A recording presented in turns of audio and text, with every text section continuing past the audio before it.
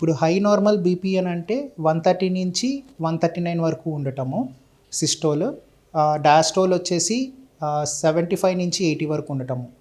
Stage 1 hyper tension అని ఎప్పుడు అంటాము అని అంటే 140 నుంచి 159 వరకు ఉండటము. డయాస్టోల్ వచ్చేసి 85 టు 90 వరకు ఉండటము. స్టేజ్ 2 వచ్చేసి 160 నుంచి 179 వరకు ఉండటము సిస్టోల్. డయాస్టోల్ వచ్చేసి 90 టు 95 వరకు ఉండటము. అప్పుడప్పుడు 100 కూడా ఉండొచ్చు. స్టేజ్ 3 అంటేనేమో మోర్ దెన్ 180 సిస్టోల్ ఉండటము. డయాస్టోల్ మోర్ దెన్ 105 110 ఉండటము. ఈ మూడు ఇప్పుడు ఇది క్లాసిఫికేషన్ ఆఫ్ హైపర్ టెన్షన్ అనమాట. సో దీని ప్రకారంగా మనము ఒక పేషెంట్ని డయాగ్నోస్ చేస్తాము. కానీ ఇప్పుడు బీపీ రావటం వల్ల అంటే బీపీ అనేది ఎక్కువ ఉండటం వల్ల లక్షణాలు ఏముంటాయి? నార్మల్గా చాలామందికి బీపీ ఉందో లేదో కూడా తెలియదు చెక్ చేసే వరకు.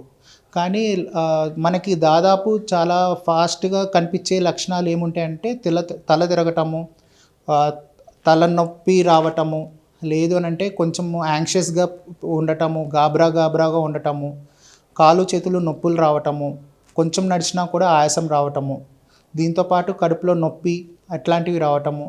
ఇవన్నీ చూసుకున్నప్పుడు మనకి ఒక దగ్గరలో వెళ్ళి ఒకసారి బీపీ చెక్ చేసుకోవాలి అని అనేసి ఉంటుంది. దాంతోపాటు కొంతమందికి ఆయాసం అనేది కూడా వస్తుందన్నమాట. ఆ ఆయాసం కూడా ఎగ్జర్షన్ అంటే మామూలుగా తను చేసే పనే కొంచెం ఎక్కువగా చేస్తే ఆయాసం ఎట్లయితే వస్తుందో అది ఏమి చేయకుండానే రావటము, ఇట్లాంటివి ఉన్నప్పుడు బీపీ ఏమన్నా ఎక్కువ అయిందా అని చెక్ చేసుకుంటూ ఉంటారన్నమాట.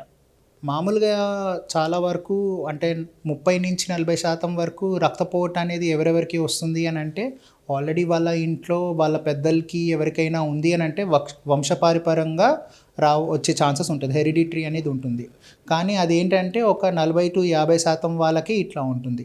ఇది కాకుండా మామూలుగా రక్తపోటు అనేది ఎప్పుడు వస్తుంది అని అంటే బాడీ అనేది ఒక కాన్స్టెంట్ స్ట్రెస్లో ఉండటం వల్ల, స్ట్రెయిన్లో ఉండటం వల్ల రావచ్చు. అది కాకుండా సెకండరీ కాజెస్ అని అంటాం అనమాట. మామూలుగా వీళ్ళకి ఏమైనా కిడ్నీలో ప్రాబ్లం ఉన్నా, లేకపోతే ఏమైనా షుగర్ ప్రాబ్లం ఉన్నా, లేకపోతే అవయవాల్లో ఇంకేదైనా ప్రాబ్లం ఉన్నా కూడా ఒక రక్తపోటు అనేది పెరగచ్చు. ఇది కాకుండా ఏంటి అని అంటే మనం డైటరీ హ్యాబిట్స్, మన డైట్ ఎలా తీసుకుంటాము, మన పర్సనాలిటీ ఎలా ఉంటుంది, ఒబేసిటీ ఏమైనా ఉందా, వీటి మీద కూడా రక్తపోటు అనేది పెరుగుతూ ఉంటుంది.